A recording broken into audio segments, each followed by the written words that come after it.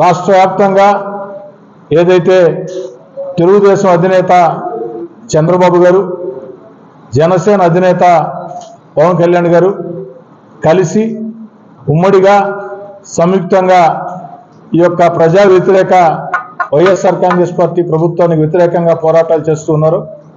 దాన్ని స్ఫూర్తిగా తీసుకుని గతంలో జిల్లా స్థాయిలో అటు తెలుగుదేశం జనసేన ఉమ్మడి ఆత్మీయ సమావేశం జరుపుకోవడం జరిగింది. అదేవిధంగా ఈనాడు జనసేన జిల్లా అధ్యక్షుడు మనుక్రాంత్ రెడ్డి గారిని, అదేవిధంగా జనసేన నాయకుల్ని ప్రత్యేకంగా కలిసేదానికి, రాబోయే రోజుల్లో తెలుగుదేశం జనసేన ఉమ్మడిగా ఏ కార్యక్రమాలు చేపట్టాలా, ప్రజల్లోకి ఇంకా ఎంత బలంగా వెళ్ళాలా, ప్రజల ఆకాంక్ష అయితే ఉందో తెలుగుదేశం జనసేన కలయిక అనేది రెండు పార్టీల కలయిక కాదు. మామూలుగా రాజకీయాల్లో రెండు పార్టీలు మూడు పార్టీలు కలిసి ఎన్నికల్లో వచ్చి ప్రజల ముందు మాది ఉమ్మడిగా కలిసి పోటీ చేస్తున్నామని చెప్తారు. కానీ ఆంధ్రప్రదేశే కాదు, ప్రపంచంలో ఉండే తెలుగు వాళ్ళందరూ ఆకాంక్ష తెలుగుదేశం జనసేన కలిసి పనిచేయాల. అందుకే ఈ తెలుగుదేశం జనసేన పుట్టుక కలయిక అది రెండు పార్టీల కలయిక కాదు, ప్రజల ఆకాంక్ష మేరకు జరిగింది.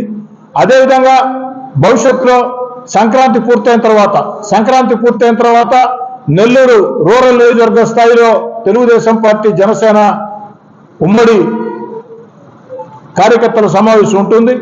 అది పూర్తయిన తర్వాత డివిజన్ స్థాయిలో, అది పూర్తయిన తర్వాత బూత్ స్థాయిలో, ఈ నెలాఖరు కల్లా క్షేత్ర స్థాయిలో, అంటే పోలింగ్ బూత్ పరిధి నుంచి నియోజకవర్గం దాకా ఎక్కడికక్కడ క్షేత్ర స్థాయిలో తెలుగుదేశం జనసేన కలయిక ఆత్మీయ సమావేశాలు ఉంటాయి. అటు తెలుగుదేశం పార్టీ పక్షాన, అటు అదేవిధంగా జనసేన పక్షాన మనుక్రాంత్ రెడ్డి గారు జిల్లా అధ్యక్షుడు, అదేవిధంగా జనసేన నాయకులు అందరం కూడా కలిసికట్టుగా పోరాటం సాగించి ఏదైతే నెల్లూరు జిల్లాలో 10కి 10 అసెంబ్లీ స్థానాలు, 2 ఎంపీ స్థానాలు కూడా తెలుగుదేశం జనసేన ఉమ్మడి అభ్యర్థులు గెలిచే విధంగా ప్రతి ఒక్కరం కష్టం చేస్తామని, ఇక అభ్యర్థుల ఎంపిక అవన్నీ కూడా ఇందాకే మనుక్రాంత్ రెడ్డి గారు చెప్పినట్టు అటు చంద్రబాబు గారు పవన్ కళ్యాణ్ గారు నిర్ణయం తీసుకుంటారు.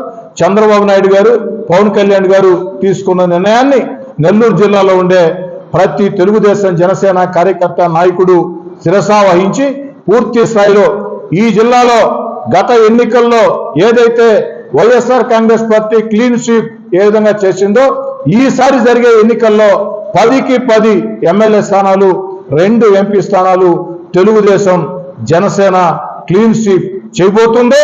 మరో 2 నెలల్లో ఎన్నికలు జరగబోతున్నాయి. ఈ యొక్క ఎన్నికలు జరిగిన వేళ ఆ కౌంటింగ్ రోజు సాయంకాలం నేను చెప్పిన మాటలు యథాతథంగా ప్రజలందరికీ కూడా తెలుస్తాయి.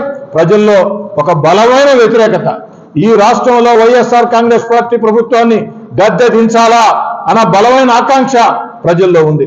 అటు నేను కానీ, మనుక్రాంత్ రెడ్డి గారు కానీ, లేదా మా క్లస్టర్ ఇన్ఛార్జీలు, డివిజన్ ఇన్ఛార్జీలు, బూత్ ఇన్ఛార్జీలు, అదేవిధంగా మన సుజయ్, ఎవరైనా సరే జనసేన నాయకులు కావచ్చు, తెలుగుదేశం నాయకులు కావచ్చు, క్షేత్రస్థాయి జిల్లా స్థాయి దాకా ఎక్కడికక్కడ ప్రజల్లోకి వెళుతూ ఉంటే ప్రజలు చెప్పే ప్రతి మాట, ప్రతి ఒక్కరి నోట వచ్చే మాట, ఈసారి తెలుగుదేశం జనసేన కొట్టేస్తాం, ఈసారి తెలుగుదేశం జనసేన కొట్టేస్తాం అన్న భావన ప్రజల్లో విస్తృతంగా ఉంది. అంటే దాని అర్థం ఈసారి తెలుగుదేశం జనసేనకి వేస్తామంటే దాని అర్థం గతంలో వేయలేదని.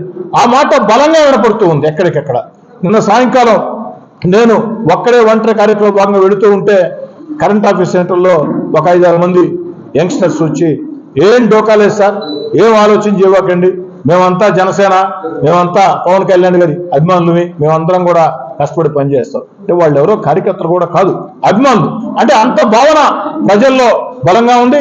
దాన్ని సద్వినియోగం చేసుకుంటామని రాబోయే రోజుల్లో వైఎస్ఆర్ కాంగ్రెస్ పార్టీ ప్రజా వ్యతిరేక చర్యలకు వ్యతిరేకంగా ఏదైతే ఆ యొక్క ప్రజా వ్యతిరేక చర్యలు చేస్తూ ఉన్నారో దానికి వ్యతిరేకంగా ప్రజా ఉద్యమాలు అటు తెలుగుదేశం జనసేన మరింత ఉధృతంగా చేస్తుంది.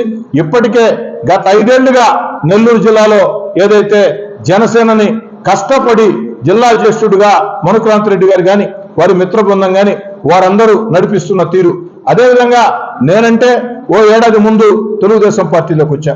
నాకంటే ముందు నుంచి కూడా తెలుగుదేశం పార్టీలో చురుగ్గా పనిచేస్తున్నటువంటి క్లస్టర్ ఇన్ఛార్జీలు కానీ, డివిజన్ ఇన్ఛార్జీలు కానీ, డివిజన్ అధ్యక్షులు కానీ, బూత్ ఇన్ఛార్జీలు కానీ, రాష్ట్ర జిల్లా స్థాయిలో పదవులు ఉన్నటువంటి వారందరినీ కూడా అందరం కలగలుపుకుని ఒకే మాటగా ముందుకు సాగుతామని తెలియజేస్తాం.